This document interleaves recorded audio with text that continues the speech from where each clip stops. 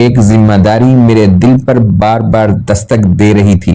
میری بیٹی روزانہ ان کے گھر قرآن پڑھنے جانے لگی۔ اللہ اور رسول صلی اللہ علیہ وسلم کا ذکر ہوتا۔ ایک شام اچانک محلے میں ہلچل مچ گئی اور دیکھتے ہی دیکھتے وہ اس دنیا سے رخصت ہو گئی۔ جنازے کی تیاری کی گئی، لوگ بڑی تعداد میں جمع ہو گئے۔ وہ خاتون بسم اللہ الرحمن الرحیم۔ میں نے کچھ عرصہ قبل اپنا گھر تبدیل کیا اور ایک نئے محلے میں منتقل ہوا۔ زندگی کا ایک نیا باب شروع ہو رہا تھا۔ محلے والے خوش اخلاق اور ماحول پرسکون تھا۔ نیا محلہ، نیا ماحول، لیکن ایک ذمہ داری میرے دل پر بار بار دستک دے رہی تھی۔ بیٹی کو قرآن پاک سکھانے کے لیے کسی موضوع خاتون کا انتظام کرنا ضروری تھا۔ ایک دن گھر کے دروازے پر ہلکی سی دستک ہوئی۔ دروازہ کھولا تو سامنے والی پڑوسن کھڑی تھی، چہرے پر مسکراہٹ اور انداز نہایت شفیق تھا۔ انہوں نے سلام کیا اور بڑے پیار سے بولی، میں سامنے والے گھر میں رہتی ہوں، اگر آپ چاہیں تو میں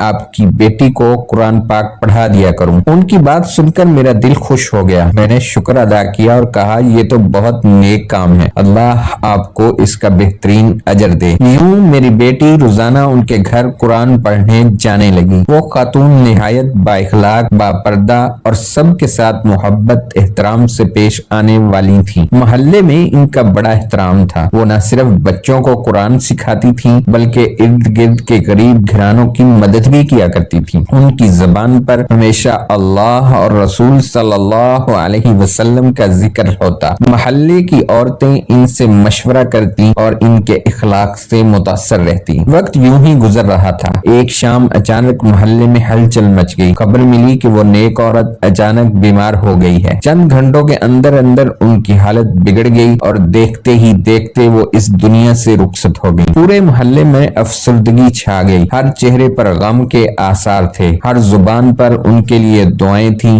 لوگ ایک دوسرے کو تسلی دے رہے تھے، لیکن فضا میں ایک عجیب سا سناٹا تھا۔ اگلے دن جنازے کی تیاری کی گئی، لوگ بڑی تعداد میں جمع ہو گئے۔ وہ خاتون محلے میں سب کی محبوب تھی، اس لیے مرد زن ہر کوئی جنازے میں شریک ہونا چاہتا تھا۔ مسجد کے صحن میں جنازہ رکھا گیا۔ فضا میں تلاوت قرآن کی آواز گونج رہی تھی۔ دلوں میں ایک عجیب سا سکون اور احترام کا احساس تھا۔ لیکن جب جنازہ اٹھانے کا وقت آیا تو ایک ایسا واقعہ پیش آیا جس نے سب کو ہلا کر رکھ دیا۔ 4 آدمیوں نے کندھا دیا لیکن جنازہ 1 انچ بھی نہ ہلا۔ حیرانی کی ایک لہر مجمع میں دوڑ گئی۔ کسی نے کہا، شاید کوئی غلطی کی ہوئی۔ آدمی اٹھ کر 8 آدمی آ کر اٹھائیں۔ 8 آدمی آئے، پھر 12 بھی، پھر 20، یہاں تک کہ 40 سے زیادہ افراد نے مل کر کوشش کی، لیکن وہ جنازہ جیسے زمین میں دھنس گیا ہو، 1 انچ بھی نہ ہلا۔ لوگوں کے چہروں پر خوف کے آثار نمودار ہونے لگے۔ کچھ نے کانوں کو ہاتھ لگا کر توبہ استغفار شروع کر دی۔ کچھ حیرت سے ایک دوسرے کو دیکھنے لگے۔ کسی کے دل میں یہ خیال آیا کہ شاید اللہ کی طرف سے کوئی نشان ہے۔ کسی نے آہستہ سے کہا، استغفر اللہ، یہ کیسا منظر ہے، ایسا جنازہ میں نے اپنی پوری زندگی میں نہیں دیکھا۔ اسی دوران اچانک میری بیٹی ہانپتے ہوئے بھاگتی آئی۔ اس کے چہرے میں خوف اور گھبراہٹ نمایاں تھی۔ وہ میرے قریب آئی اور لرزتی آواز میں بولی، ابا،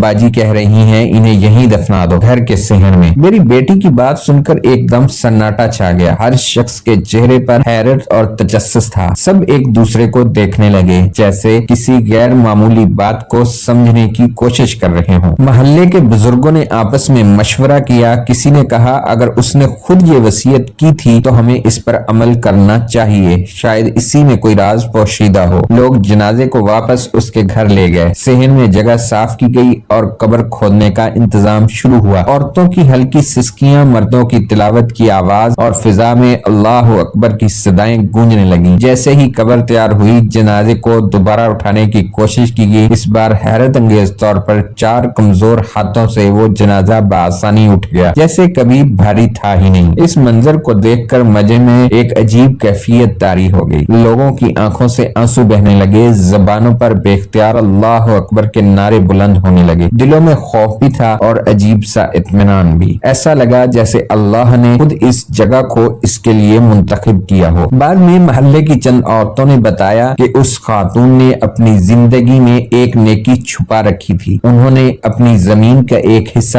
وقف کیا تھا تاکہ یہاں قرآن پڑھنے والے بچوں کے لیے ہمیشہ جگہ قائم رہے۔ وہ چاہتی تھیں کہ جب وہ اس دنیا سے رخصت ہوں تو وہیں دفن ہوں جہاں سے قرآن کی آوازیں گونجتی رہیں۔ انہوں نے کبھی اس بات کا اعلان نہیں کیا تھا، کسی کو بتایا نہ کسی کو بتایا، لیکن اللہ کے علم میں سب کچھ تھا۔ شاید اسی لیے اللہ نے چاہا کہ ان کا جنازہ کسی اور جگہ نہ اٹھے۔ وہ چاہتی تھیں کہ ان کی قبر قرآن کے نور سے منور جگہ پر ہو، اور اللہ نے ان کی اس پوشیدہ نیت کو ظاہر کر دیا۔ کئی لوگ کئی دنوں تک اس واقعے کو یاد کرتے رہے۔ محلے کے بچے روز ان کی قبر کے پاس قرآن پڑھتے، عورتیں وہاں آ کر دعا کرتی، مرد عبرت حاصل کرتے۔ ان کی موت نے ہر دل پر ایک گہرا نقش چھوڑا تھا۔ دنیا کی حقیقت یہی ہے، انسان کے جانے کے بعد نہ دولت کام آتی ہے نہ شہرت، صرف خلوص نیت سے کیا گیا نیک عمل قبر کو روشن کرتا ہے، جنازے کو عزت دیتا ہے اور لوگوں کے دلوں میں عزت چھوڑ جاتا ہے۔ ہم میں سے کتنے لوگ ہیں جو زندگی میں نیکی تو کرتے ہیں مگر دکھاوے کے لیے، اور کتنے ایسے ہیں جو چپ چاپ کسی کو بتائے بغیر صرف اللہ کے لیے نیکی کرتے ہیں۔ وہ خاتون انہی لوگوں میں سے تھیں جنہوں نے اپنے عمل کو چھپایا، لیکن اللہ نے دنیا کے سامنے ان کی نیکی کو ظاہر کر دیا۔ اللہ ہم سب کو اخلاص عطا فرمائے، ہمیں ایسے اعمال کرنے کی توفیق دے جو ہماری قبروں کو منور کریں، ہمارے جنازے کو عزت بخشے اور آخرت میں ہمارے لیے نجات کا ذریعہ بنے۔ آمین